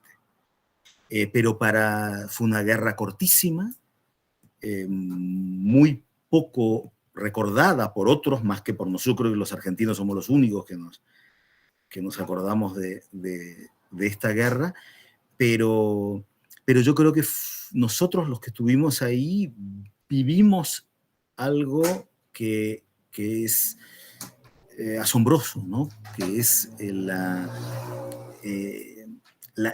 digamos, la guerra más, en su sentido más terrible y más clásico, ¿no? Una guerra de trincheras en donde, digamos, es insólito que fue una guerra en donde solo murieron 3 civiles y murieron por un misil mal calibrado de los mismos británicos. No todas digamos, todas las demás guerras mueren más civiles que militares. Y una guerra por nuestro lado, hecha por nosotros, los pibes que no teníamos ni idea de cómo ser soldados. Y yo siento que hay algo de este tema, de cómo nos dejó la guerra, que está en estas películas, y que traté de reflejar y que me ayudó. Así que les agradezco mucho aceptarme en esto. Ustedes estudiaron cine, yo no, pero me metí a ver estas películas y les traje esta combinación de no otra vez contar mi guerra, sino contar cómo es desde quién soy yo ahora, ver este extraño recorrido del cine argentino y Malvinas. Gracias. Muchas gracias, Roberto. Si no lo han leído y cuando vayan a leer el texto de Roberto, van a ver además que hay algunas cosas que se disparan también acerca de cómo escribimos estos textos, ¿no? Porque Roberto también recrea algunas escenas de las películas y de las escenas de las películas va a sus propias reflexiones, a hacer dialogar unas con otras, filmadas en distintas épocas, y también eso es algo que es muy interesante de su su aporte para el dossier y para esta conversación. Ahora vamos a volver, me parece que fascinante la pregunta de por qué el cine no se anima a jugar más, ¿no? O a experimentar más o a probar más con ese tema tan sensible como sí quizás lo ha hecho la literatura. Y ahora, bueno, lo escuchamos al Pollo que nos cuente lo suyo. Bueno, muy buenas tardes a todos. Reitero la generosidad, digamos, el agradecimiento, la generosidad para ser parte, ¿no?, de estas multiplicidad de voces y de miradas sobre un tema que nos sigue interpelando, digamos. Yo no soy veterano de Malvinas, ni mucho menos, de hecho soy nacido en el 82, pero soy como un veterano de la investigación de Malvinas, que fue una parte muy importante de mi trayectoria académica, de la cual me siento bastante alejado ahora, pero que de una manera u otra me sigue interpelando. De hecho, bueno, este trabajo con la literatura es parte de un trabajo más sistemático y más serio, que es mi tesis doctoral, que toma la literatura y el cine argentino sobre la Guerra de Malvinas, y que por una tesis defendida en el 2017, y que por esas cosas de la vida va a salir como libro el mes que viene, si Dios quiere. Así que bueno, como bien ha dicho Roberto, lo interesante que tiene, voy a decir, no solo la literatura, sino la ficción, es que permite pararse de otra manera frente a los hechos reales, ¿no? Yo entendí que en la ficción y en la ficción literaria, sobre todo, había verdades que no estaban en las disciplinas que estudiaron Malvinas como suceso histórico y que estudiaron la guerra puntualmente, ¿no? Porque encima Malvinas es un relato que acompaña a la conformación de la nación argentina, que está precedido por muchos relatos anteriores a la guerra, ¿no? La guerra es un disparador de lo que yo planteo como una nueva tradición de relatos, particularmente para la ficción, en literatura, como así también en el cine, ¿no?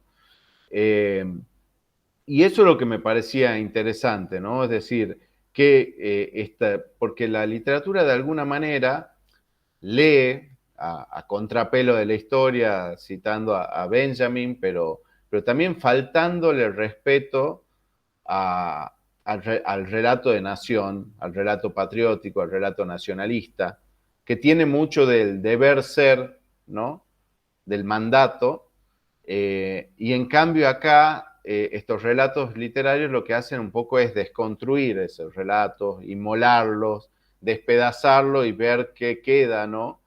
Es muy interesante en ese sentido el procedimiento del cual se vale la literatura para contar la guerra. Y parto de esa escena fundacional, que esto agradezco también a Ernesto que me haya permitido escribirlo como yo escribo, ¿no? No tanto como el yo académico, sino más bien como el yo periodista, con esa escena, ¿no?, de Fogwill consumiendo una cantidad siempre abundante, pero imprecisa de cocaína, terminando la novela, según el mito que el propio autor crea, ¿no?, incluso antes de la guerra, ¿no? Entonces, es decir, la literatura de Malvinas tiene una obra fundacional que llega a la meta casi junto con los ingleses, diríamos, ¿no? O sea, se termina la guerra, apenas se termina la guerra, van a empezar a surgir los relatos testimoniales, que van a tener un fuerte componente de verdad, porque pensemos en cómo los medios hegemónicos manipularon la información sobre la guerra, ¿no?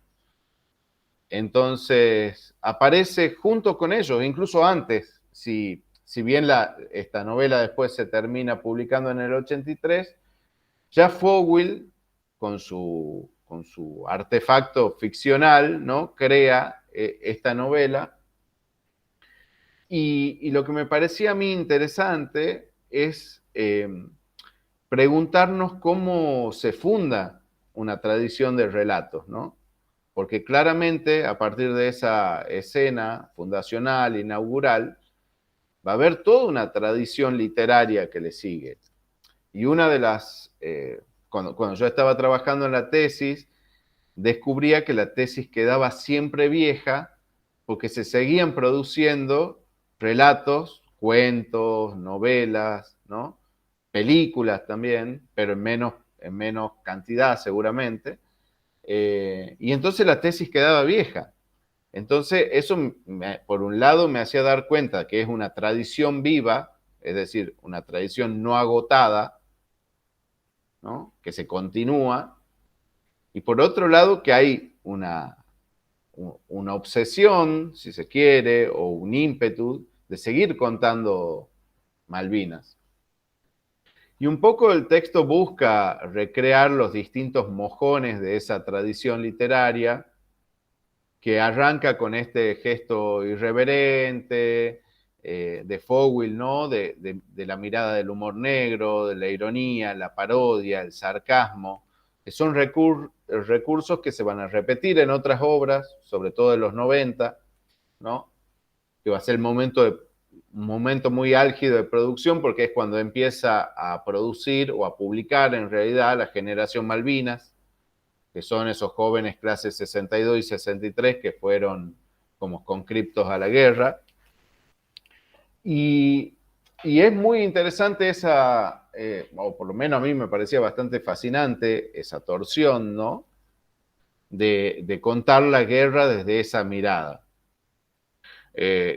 Y aparecen grandes nombres en esa tradición. Bueno, Roberto mencionó a Martín Coan, pero aparecen también Osvaldo Lamborghini, Juan Ford, Fresán, ¿no? Gamerro, que le entrega esa tradición, para mí una de las obras fundamentales para pensar la literatura de Malvinas. Lorenz, que Lorenz hace incluso algo muy interesante porque lo hace desde el ámbito disciplinar, lo hace desde la crónica, lo hace desde la ficción, lo asedia al tema desde diversos formatos que realmente es muy interesante ver esa multiplicidad de enfoques en un solo autor, ¿no? Aparecen ahí también novelas de aprendizaje que por ahí no han sido muy tenidas en cuenta en su momento, como La Flor Azteca de Gustavo Nielsen y Arde aún sobre los años de Fernando López, que es una novela que ganó el premio Casa de la América, pero sin embargo no gravitó tanto, ¿no? Aparece la otra obra fundacional de Malvinas, que es, haciendo un juego irónico, ¿no? Primera línea se llama el cuento que escribe Carlos Gardini, y que incluso probablemente haya sido leído antes que Los Pichiciegos. Y acá voy a hacer una nota al pie, porque lo han mencionado recién. Hay un grupo de cineastas tucumanos que han filmado una versión de Los Pichiciegos. Entiendo que hay una versión de cortometraje y para la versión de largometraje están lidiando con temas de derechos y demás, pero bueno, ojalá pronto se estrene, ¿no? Entonces, bueno, ese mismo rasgo, ¿no? De que alguien vuelva a Los Pichiciegos para contar Malvinas, habla de la importancia y la gravitación que tiene la obra, que tampoco fue creada de la nada, ¿no? O sea, el peso de la tradición es tan grande que cuando Fowl escribe su versión de la guerra, descubre, o esta es una hipótesis bastante personal, si se tiene que remitir, ¿no? A una épica, que es el género con que se cuentan las batallas y la guerra. No hay una épica fundacional en la literatura argentina, no hay un relato militarista por excelencia que dé cuenta del nacimiento de una nación, como sería la definición clásica de la épica, pero sí hay un intento de canonizar como épica nacional al Martín Fierro, que es todo lo contrario a una épica. Eso es lo más interesante, ¿no? Porque es justamente una crítica al militarismo, es una crítica al Estado, sobre todo la primera parte, ¿no? del poema, y a todo lo que pasa cuando uno hace el ejercicio de leer esa primera parte del Martín Fierro y leer Los Pichiciegos, se va a dar cuenta que están ahí las mismas, lo que se critica es exactamente lo mismo, la falta de alimento, de armamento, de instrucción, el maltrato de los oficiales, ¿no? Y están dialogando una obra del siglo XIX con una obra que va a abrir, para mí, la narrativa de postdictadura, ¿no? Va a inaugurar, por un lado, la tradición del relato de Malvinas y se va a insertar también en esa otra tradición que son los relatos de la postdictadura, que es algo que también hacen mucho las obras de Malvinas, ¿no? Cruzar el relato de la dictadura militar y de la guerra. Yo creo que el que lo hace quizá, o que lo hace más de una manera bastante paradójica y bastante interesante es Lawrence en Montoneros o La Ballena Blanca, ¿no? Donde cruza a un grupo de sobrevivientes de montoneros con los militares en la operación de recuperación de las islas, ¿no? Que es algo que si uno estudia la historia de la guerra se da cuenta que podía haber pasado, o sea, por insólito que suene, ¿no? Hubo operaciones conjuntas de presos políticos, ¿no? Como la famosa operación Algeciras, ¿no? Con los militares que fomentaron la recuperación de las islas.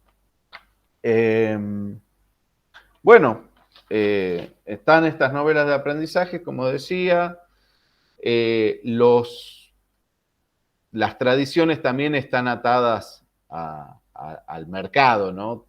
Todos estamos de alguna manera atados al mercado. Y las fechas redondas son particularmente prolíficas, ¿no? Para las publicaciones.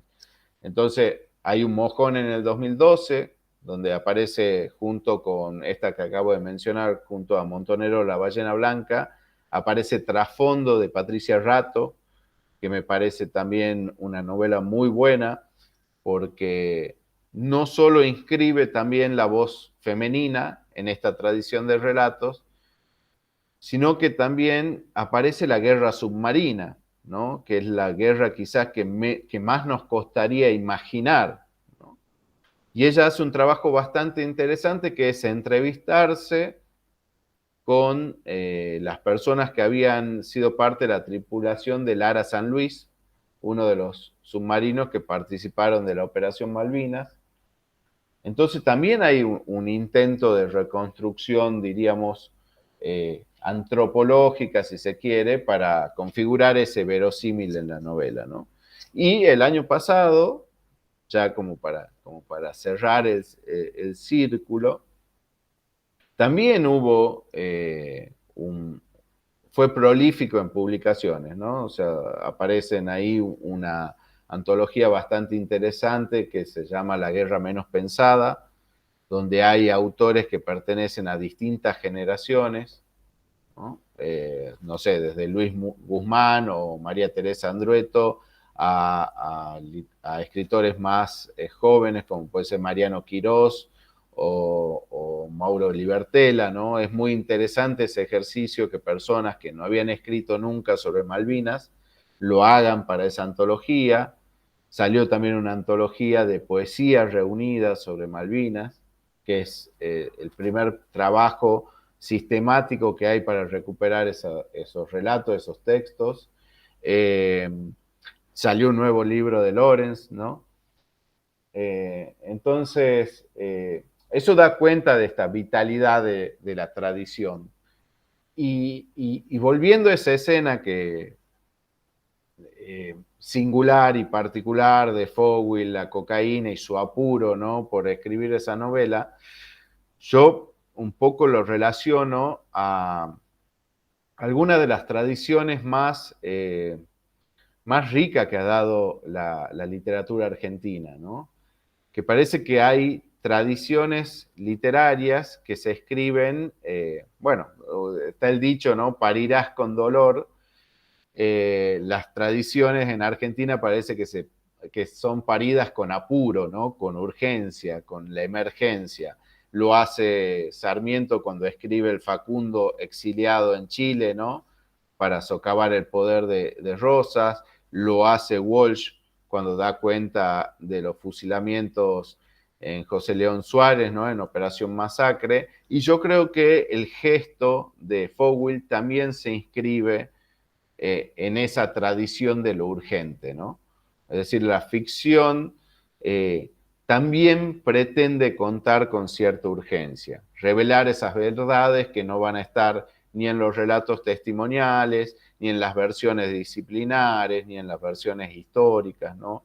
Y el peso de la tradición es muy grande, porque cuando Roberto escribe, por ejemplo, Los viajes del Penélope, que aprovecho para recomendar porque es una gran obra, lo hace con todo el bagaje de Walsh, pero también, ¿no?, de los cronistas modernistas, de Roberto Art, de Mansilla y su excursión a los Ranqueles. O sea, es imposible escribir por fuera de la tradición una vez que la tradición ya está fundada.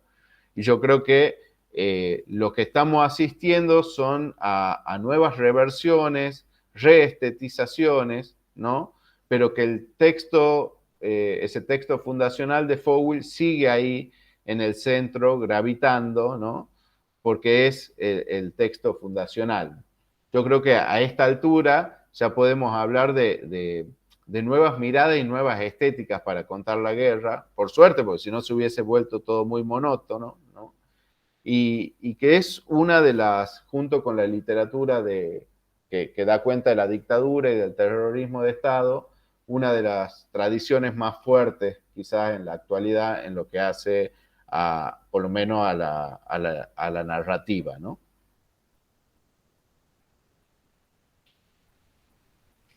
Muchas gracias, Pollo. Me quedo pensando en esto del peso que tienen las tradiciones y en los números redondos, y en que este dossier lo pensamos con Pablo Billig y con Beatriz Alem, pensando en los 40 años, y en que estábamos en un momento en que podíamos pensar, ¿no?, en todas esas capas de que en esos 40 años se habían producido de relatos, desde la literatura, del cine, del periodismo, del documentalismo. Y me quedo pensando también que en esto de que otra de las razones por las que las Malvinas son argentinas es porque nadie ha escrito tanto ni ha contado tanto sobre ellas como nosotros, ¿no? Uno se va los británicos tienen una producción muy pequeñita sobre Malvinas en comparación a lo nuestro, y los isleños ni hablar, ¿no? Tienen uno o dos autores que han escrito y que han hecho sus cosas, y están recién empezando ellos a contarse a sí mismos. Son una cosa muy loca que está pasando en Malvinas ahora, ¿no? Ahora con los 40 años han hecho su exposición de fotos y su video, ¿no? Con su pequeño primer documental sobre la guerra, ¿no? Y bueno, pensar en esto, en los modos en que en quienes contamos Malvinas, en quienes contamos el vínculo con Malvinas, de dónde, quiénes lo han hecho, me parece que es un aporte en el que las miradas de estos 4 trabajos vienen a abrirnos algunas, o hacernos foco en algunas cosas para mirar que son bien interesantes, ¿no? Nos quedan unos minutitos como para hacer algún otro intercambio. Ya quedamos pocos y pocas. Pero bueno, como va a quedar registrado después seguramente se podrá mirar o lo veremos para los 80 años de la guerra, a ver qué pensamos entonces, de qué estamos hablando. Aprovechar unos minutos por ahí si queda alguna otra alguna pregunta de alguien de los que por ahí no esté entre las personas que haya hablado, o algún comentario. Por supuesto, súper bienvenida. Levantan la mano o entran nomás en escena. Y si no, alguna cosa que les haya quedado en el tintero también, este es el momento, ¿no?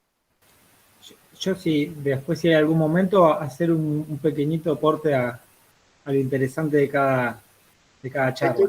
Este es el momento. Bien. Adelante. Voy a ser desorganizado como lo fui, bien es propio de mi persona. Pensaba en un poco de lo que dijeron todos. Lo pongo así como lo anoté, no por ahí en el orden de que los escuché. Pensaba en Roberto y los suicidios. Cuando empecé a hacer los primeros documentales, uno de ellos se nos prendió fuego porque la isla de edición se prendió fuego. Era una serie documental que se iba a llamar Esquirlas, ¿no? Con la significancia de lo que genera cada pedacito de fragmento de la esquirla. Bueno, era pensar en Malvinas como eso. Hice una entrevista a Dalmiro Bustos. Dalmiro Bustos es un padre de excombatiente, él es neurólogo, ¿no? Especialista en psicosis postraumática de guerra, y la verdad que cuando me empecé a interiorizar de lo que deja la guerra, fue impresionante, ¿no? No hay cifras que los puedan constatar, pero sí hay tantos testimonios, y yo tengo una propia amiga que su padre en posguerra decidió no seguir adelante, y están, y también se escribe poco, ¿no? Pensaba también en relación a lo que dijo Pablo, con esto de las imágenes digitales, te invito a buscar un documental, corto documental, Pablo, que se llama La Noche de las Guerras, de Camilo Giordano. Él es hijo de excombatiente del CECIM también y compañero cineasta, que lo que plantean en ese documental es mostrar hoy, de manera digital, todo lo que posee la base militar de Malvinas, ¿no? Todo ese armamento, contar de los Typhoon Eurofighter 7, contar de los radares, contar de los misiles, bueno, empezar a plasmar un poco todo eso. Pensaba también en ese comentario de que hoy somos todos hombres acá hablando, y que al menos yo también no lo puedo comprobar porque primero no soy un estudioso en el tema, pero sí comparto muchas reuniones y muchos ámbitos, y entiendo que las mujeres, entre otras cosas, son las mayores productoras de contenido hoy en día, que no solo hablan de lo que fue la guerra, sino que plantean el análisis a futuro en perspectiva, y eso me parece que es lo más brillante y lo que tenemos que pensar. Vuelvo, digo, voy leyendo las cosas que noté, pienso en lo de Roberto, en que Malvinas fue una de las últimas guerras, si se quiere, sin internet también, ¿no? Y cómo se comunica en la guerra de hoy.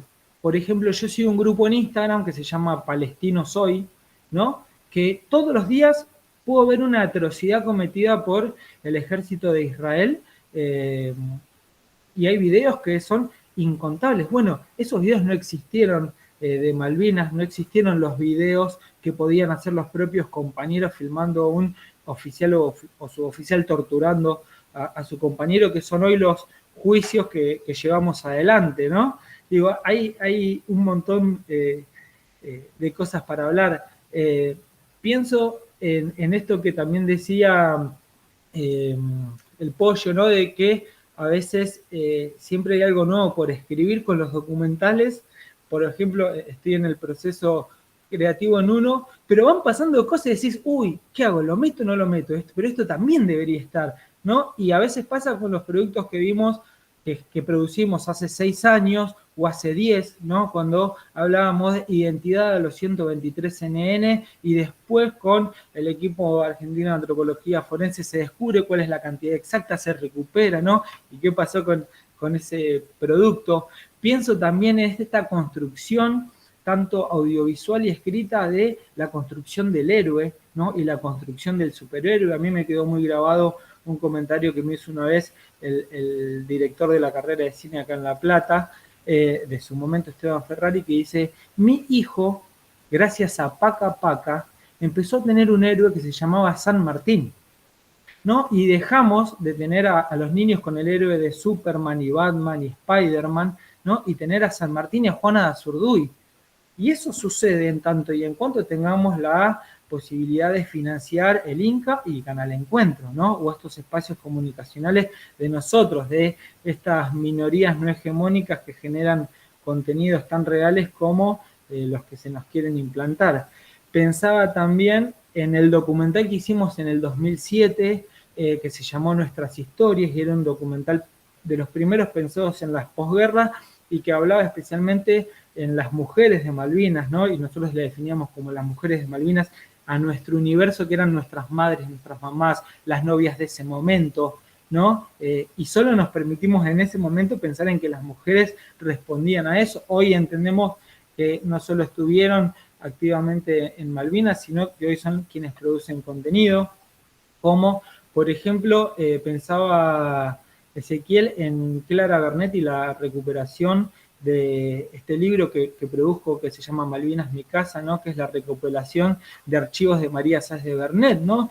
¿Qué testimonio más importante podemos tener si no es ese de cómo se vivía en Malvinas en aquella época, ¿no? Entonces digo, este espacio que generó Ernesto nos permite, entre otras cosas, vincularnos, ¿no? Me pareció fascinante todo lo que nombraba Pablo, y desde el Instituto Malvinas, y acá también con las compañeras de comunicadoras del CECIM, que han empezado a armar una biblioteca virtual con links de videos. Bueno, eso es increíble que ustedes lo tengan, que acá también sea. Digo, eso se está pensando, pero a veces no se conjugan en estos, o en un gran espacio, con un gran presupuesto para decir, acá está todo, ¿no? Pienso en Cinear y Contar, que son dos plataformas que gracias a eso yo pude ver varios documentales o varias pelis que recién nombraron.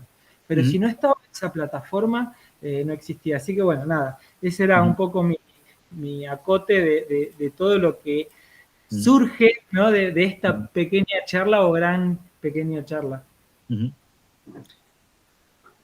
Yo quería, bueno, también para mí es un aprendizaje, pero también muy emocionante estar acá con ustedes. Y hay una cosa que yo siento que compartimos Martín y yo. Nosotros, él nació con Malvinas, a mí como un viento la historia me llevó. Nosotros no elegimos este tema, ¿no? Nosotros lo vivimos. Pero yo quiero preguntarles a ustedes, a Ernesto, a Pablo, al Pollo, cómo llegaron. Yo tengo la impresión de que no, esto es en parte la riqueza, pero de lo que pasa también con las víctimas de la dictadura, lo que pasa con gente que viene huyendo de represiones en otros países. Existe todo un trabajo de memoria, de testimonio, de denuncia del que lo vive, ¿no? Como personalmente como yo, como hijo, como Martín. Pero ¿cómo llegaron ustedes? Sé, y yo, digamos, porque él, sobre todo con el Pollo y con Ernesto, les he leído, en el caso de Ernesto le he prologado un libro de un tema muy distinto. Sé que este es, yo creo que como todos nosotros, uno de los temas. No estamos, no es lo único que hacemos, pero ¿por qué Malvinas? Para ustedes tres, que no lo llevan dentro en el sentido en que Martín y yo lo llevamos. Seguimos el orden para responder. Hagamos así. Entonces me toca a mí. Claro, ahí está.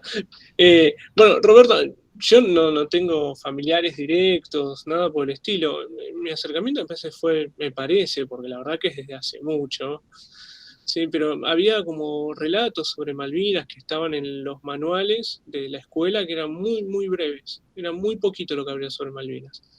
Cuando era chico me interesaba un montón saber, viste, tenés 10, 12 años, querés saber, una guerra estuvo tu país, querés saber. Y una vez a la secundaria, no me acuerdo quién fue, pero vino algún veterano de la Fuerza Aérea y contó cosas que no estaban en los manuales, ¿viste? Y habló de soberanía, temas que incluso no estaban en el manual, que creo que era un santillano, un capeluz, no sé, pues viví una parte en capital y otra en provincia, así que leí de los dos. Por un lado es eso, los relatos que había que no eran los que veían los manuales, y por el otro también la calle. En la calle siempre hay murales, en las canchas de fútbol hay murales, era como algo que se notaba, que era como muy, muy importante Malvinas, y a partir de ahí fue el interés de querer aprender, ver qué se contaba, y bueno, en la investigación indagar también qué se cuenta del otro lado, desde los invasores de la OTAN. Desde ese lado es.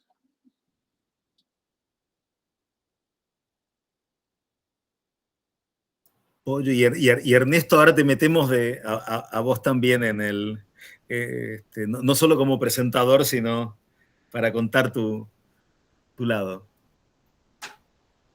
¿Vos vas, Ernesto? ¿O vos? Ah, bien. A mí particularmente yo vengo con Malvinas, digamos, como tema desde la tesis de licenciatura, allá lejos, que fue sobre las islas justamente de Gamerro, tomando solo esa obra. Y me llamó poderosamente la atención que una primera obra de un escritor, que es un novelón de 600 páginas, tenga un proyecto de escritura, por un lado, tan ambicioso y retome.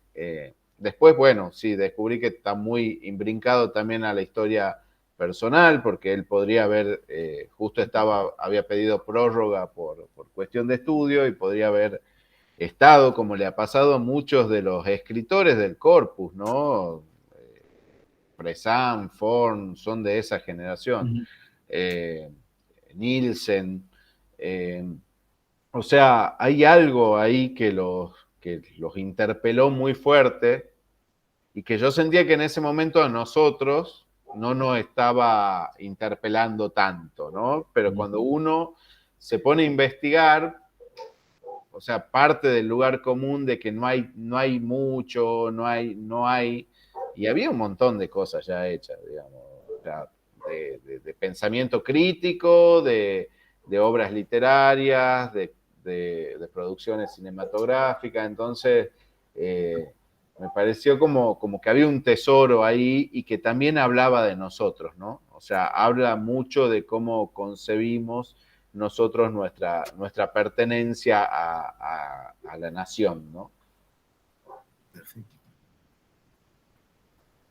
Bueno, a mí un poco pensando también en lo que decía Pablo, he tenido también esa experiencia de la preadolescencia de ver un soldado entrando en el aula, ¿no? Estos soldados que nosotros los veíamos en las películas o en las historietas, y que a pesar de que yo también, igual que el Pollo, soy nacido en el 82, la guerra era algo súper lejano, súper impensado, y de pronto ver un soldado de verdad entrando en el aula era una cosa así como muy, muy movilizante, que evidentemente alguna marca deja a un niño preadolescente acerca de, o por lo menos te abre un montón de signos de pregunta acerca de, bueno, ¿por qué viene este tipo así, aquí?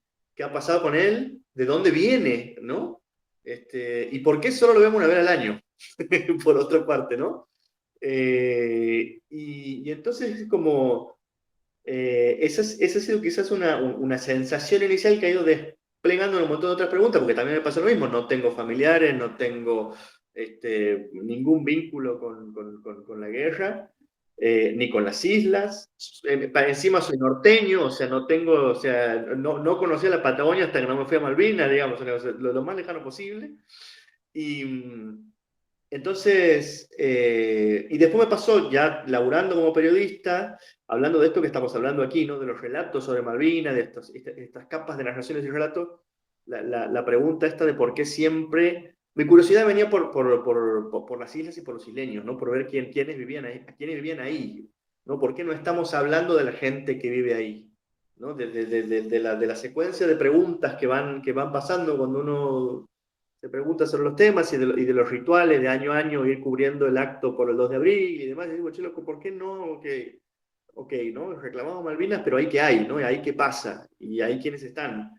Eh, y, y, mi, y mi interpelación viene por el lado de la más pura y dura curiosidad periodística, y del deseo que provoca la opacidad, ¿no? De no saber qué hay del otro lado y de querer ir a entender. Y después me ha pasado, la otra cara de la moneda es, después de ir por, yo me acuerdo un día que caí en una cena del CECIM, que nos conocimos con Martín, y a mí me daba vergüenza casi ir a contarles a ellos lo que yo había visto en Malvinas, o charlar con Martín, que era el tipo que había vivido toda su vida con Malvinas, y yo que las estaba pensando, que las estaba trabajando hace un año o dos, ¿no? Y contarles lo que yo había visto y encontrar miradas muy diferentes por esa misma razón. pero tiene un poco que ver con eso, ¿no? Con la curiosidad periodística. Pero sí, lo que sí me gustaría decir sobre eso, y que me parece que es importante, porque lo marcaba el Pollo hace un rato, Malvina es uno de los distintos temas a los que yo me he dedicado como periodista, pero aparentemente, lo digo, porque hay que ver si sigue siendo así, Malvina es un tema que siempre te agarra de vuelta, ¿no? Es un tema que siempre te agarra de vuelta, siempre por alguna razón, siendo aún que no tienes el vínculo personal, visceral, de la historia propia. El Pollo decía recién, es un tema en el que estoy alejado, que ya lo he terminado de estudiar, pero aquí estoy de vuelta hablando de esto en este encuentro. Y tiene que ver, ¿no? Porque es algo que tiene que ver que conecta cosas muy profundas, ¿no? Así que espero que sea así, espero que siempre nos siga trayendo y nos siga encontrando para pensarlo también desde otros lugares, de otras maneras y desde otros puntos de vista, y para seguir aprendiendo, ¿no? Como se ha dicho varias veces aquí.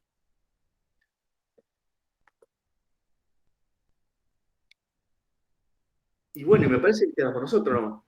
Y Diego Armando Díaz, que yo quiero rendir un homenaje a Diego Armando Díaz, que nos está escuchando. Ah, está Diego ahí, qué grande, sí. ¿Cómo están? ¿Qué tal? Me ha encantado la charla, ¿no? Lo he escuchado a todo. Bueno, había puesto apagado la cámara y la altavoz para que no interrumpir la transmisión, ¿no? Pero he escuchado todo, la verdad, me ha encantado, ¿no?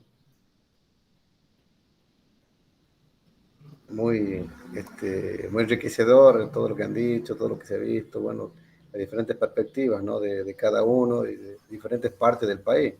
Y bueno, también el profe que está allá en Chile, ¿no? Bueno, gracias por estar con nosotros, Diego, hasta el final. Sí. Como en la fiesta que queda hasta el final. Sí, si esto fuera en persona, ahora destaparíamos algo y brindaríamos, porque en realidad después de que hicimos el dossier, nunca ni antes ni después no nos encontramos, no nos vimos, nos encontramos por otras cosas. Pero bueno, aquí nos estamos reuniendo e invitando también a que los textos están disponibles, que se pueden leer en el Remcom, y bueno, y que sea un aporte, ¿no? Para seguir. Así es. Sí, totalmente. Igual podríamos planear ese brindis en algún momento. Sí. Ernesto sabe bien que hoy es martes, y como todos los martes acá en la ciudad de La Plata, en el CECIM, en la Casa del Centro de Excombatientes, se come. Primero está la reunión, la famosa reunión política, y después de eso se vuelven a los abrazos y se come y se comparte ese momento. Así que, ¿por qué no venir a esta ciudad a compartir en el CECIM? Saben que las puertas están abiertas y asado no va a faltar. Yo estuve para los 25 años en el CECIM, vos eras chiquito, fui yo estaba presentando en Buenos Aires los viajes del Penélope, y Federico Lorenz y María Laura Wembe, el libro de las fotos que sacaron ¿no? Que encontraron que estaba en un registro en un museo en Londres, y fuimos los tres para allá, y bueno, también muchas ganas de volver, así que podemos citarnos en La Plata. ¿Todos los ¿Es una martes al mes o todos los martes? ¡Wow! Y además se come muy bien. Sí, qué bueno. Todos los martes sucede esa ceremonia. Hugo Robert, vicepresidente del CECIM, dice que sucede una ceremonia bastante mística, ¿no? Porque primero se hablan de los temas a veces que son más del día a día, a veces pensando y proyectando, ¿no? Y obviamente siempre hay alguien invitado y se le da el espacio también, pero también Roberto, ¿sabes qué pienso? En que ese espacio a ellos les dio ese acompañamiento que no le dio esa ayuda del Estado, de alguien que lo escuche, alguien que lo abrace, alguien con quien llorar, Y en ese lugar esas cosas suceden, en ese lugar se curan entre ellos y creo que desde ese punto de vista, por eso sucede todos los martes y no una vez al mes. Sí, qué bueno, qué bueno. Sí, sí, sí. Y el que va de afuera lo percibe ese clima claramente, ¿eh? Sí. Sí, sí, ese vínculo. Es muy importante, muy impresionante. Bueno, nos quedará la próxima para hacerlo ahí entonces. Cuando nos volvamos a encontrar, Con todo por gusto. esta o por otra, tomamos la invitación y seguramente nos volveremos a encontrar por ahí. Pablo, vos estás en control de la situación, ¿no? Sí, sí, yo dejo de grabar. Nos despedimos entonces, a ver. Detengo Bueno, la grabación antes que primero. nos despidamos, yo no lo he hecho al principio, pero quiero agradecerle a los autores de haber aceptado escribir un texto en medio del lío en el que estábamos, de sentarse a pensar, a leer, a ver películas, a escribir alguno por primera vez, porque además ha sido en medio de un verano, me acuerdo que nos estábamos escribiendo en diciembre, en enero, y nos hubiera gustado que hubieran sido más los autores, las autoras, pero era un momento difícil también, complicado. Así que muchas gracias por estar, por hacer el aguante y por acompañar. Así que eso no quería dejar de decirlo. Muchas gracias. Bueno, muchas gracias. Ahí dejo, a ver, esperemos que esté todo bien.